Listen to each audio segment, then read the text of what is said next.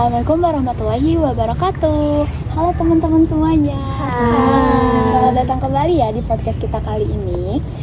Semoga semuanya dalam keadaan sehat dan bahagia ya. Nah, di episode kali ini kita akan membahas topik yang cukup sensitif tetapi penting banget nih buat dibahas, terutama bagi kita mahasiswa PG PAUD dan calon pendidik anak usia dini nih. Jadi belakangan ini ada kasus yang ramai dibicarakan ya, terkait anak TK di Pekanbaru yang mengalami tindakan tidak pantas dari temannya sendiri. Dan kasus ini itu tentunya menjadi perbincangan bagi kalangan masyarakat, teman-teman, tentang jadi memunculkan berbagai pertanyaan tentang bagaimana perlindungan dan pengawasan anak selama di sekolah, pendidikan karakter, serta bagaimana Islam memandang hal tersebut. Jadi karena itu hari ini kita bakal ngobrol singkat bersama teman-teman mahasiswa PG PAUD tentang kasus ini dan juga dinilai dari perspektif pendidikan anak usia dini dan Islam. Nah, apa kabarnya nih teman-teman hari ini? Baik, alhamdulillah. Sebelum masuk ke pembahasan, boleh kali ya kita perkenalan dulu.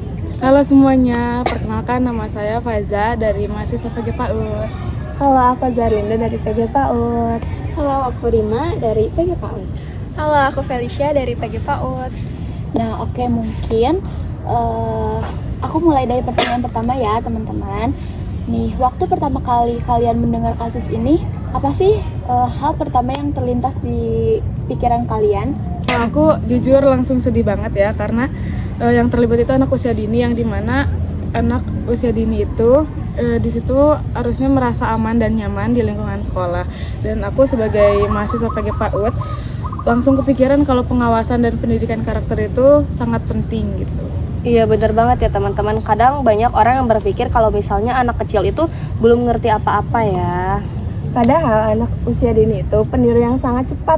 Mereka bisa meniru dari lingkungan sekitar, tontonan, bahkan kehidupan mereka sehari-hari. Makanya orang dewasa itu mempunyai peran sangat penting banget terhadap perkembangan perilaku anak. Setuju banget sih. Nah, kalau dari Teh Rima gimana nih?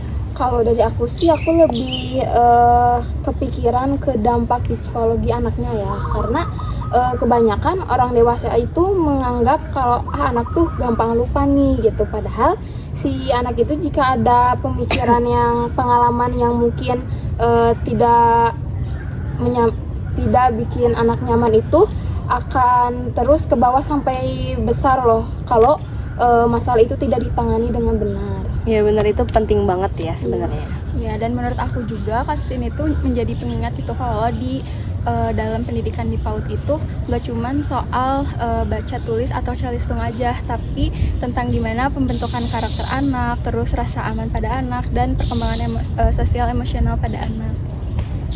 Nah, sekarang kita ngomongin mengenai anak usia dini nih. Sebenarnya anak TK itu sedang berada di fase perkembangan seperti apa ya? Di usia TK anak berada di fase eksplorasi dan rasa ingin tahu yang tinggi. Tapi mereka belajar dari apa yang dilihat dan dialaminya sehari-hari. Tapi masalahnya mereka itu belum tahu mana yang benar dan mana yang salah. Jadi harus dibimbing oleh orang dewasa gitu. Berarti guru dan orang tua itu memiliki peran yang besar ya? Iya banget, guru PAUD itu bukan cuma mengajar, tapi juga membimbing dan menjaga anak. Kadang hal kecil seperti cara anak bermain atau perubahan perilaku itu harus diperhatikan juga oleh guru gitu. Makanya pengawasan di lingkungan sekolah itu sangat penting Teh, karena anak usia dini belum bisa menjaga dirinya secara penuh. Oke, nih kalau menurut kalian apa sih tantangan terbesar di zaman sekarang mengenai dalam menjaga anak? Menurut aku sih jumlah anak dan keterbatasan pengawasan juga itu tuh menjadi tantangan Teh, apalagi kalau anaknya yang aktif semua gitu.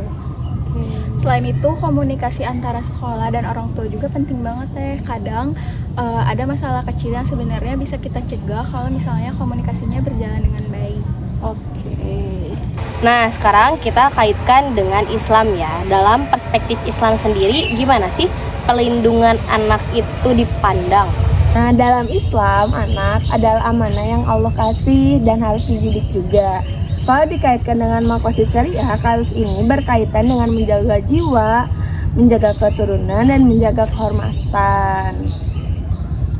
Menjaga jiwa berarti anak harus terlindungi secara fisik dan mental. Lalu menjaga keturunan berarti memastikan generasi tumbuh di lingkungan yang baik, sedangkan jika kehormatan berarti menjaga martabat dan batas tubuh manusia.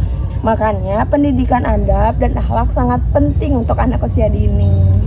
Berarti pendidikan Islam itu bukan cuma ngajarin doa atau ibadah seperti yang kita ketahui aja ya Teh ya? Iya, tapi juga membentuk karakter dan rasa hormat terhadap diri sendiri maupun orang lain Teh. Oke.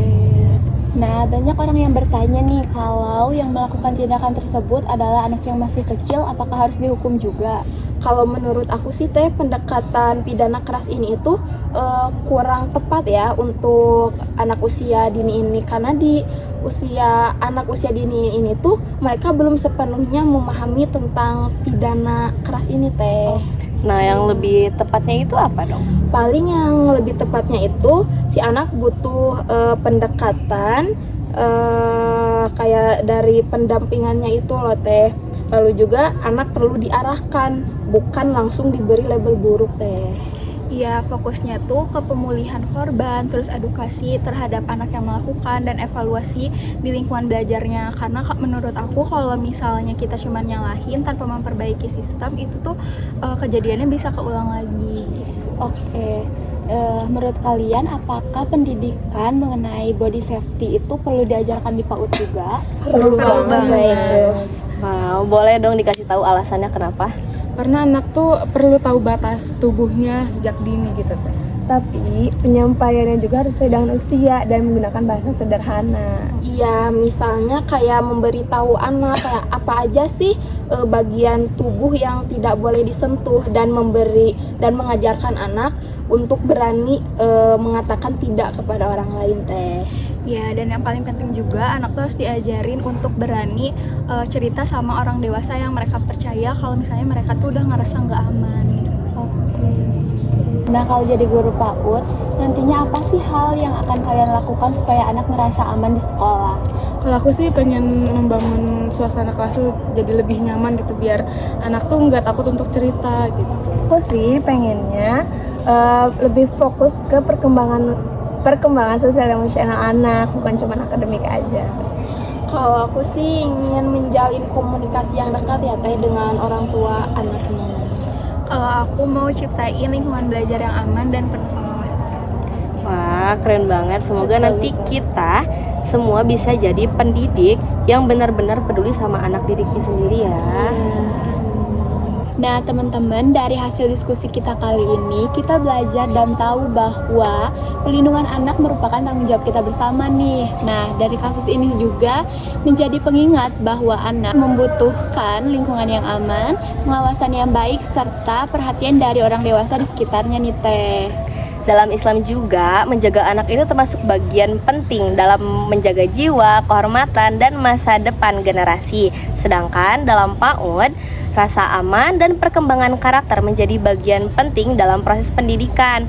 Semoga diskusi kita hari ini bisa menambah wawasan kita semua ya sebagai calon pendidik anak usia dini. Nah, nggak terasa kita udah berada di penghujung diskusi nih Teh. Kami pamit undur diri. Aku Karlina Nuraini dan Aku Ain Siti Aisyah. Terima kasih yang sudah menonton podcast kita hari ini. Wassalamualaikum warahmatullahi wabarakatuh. Dadah.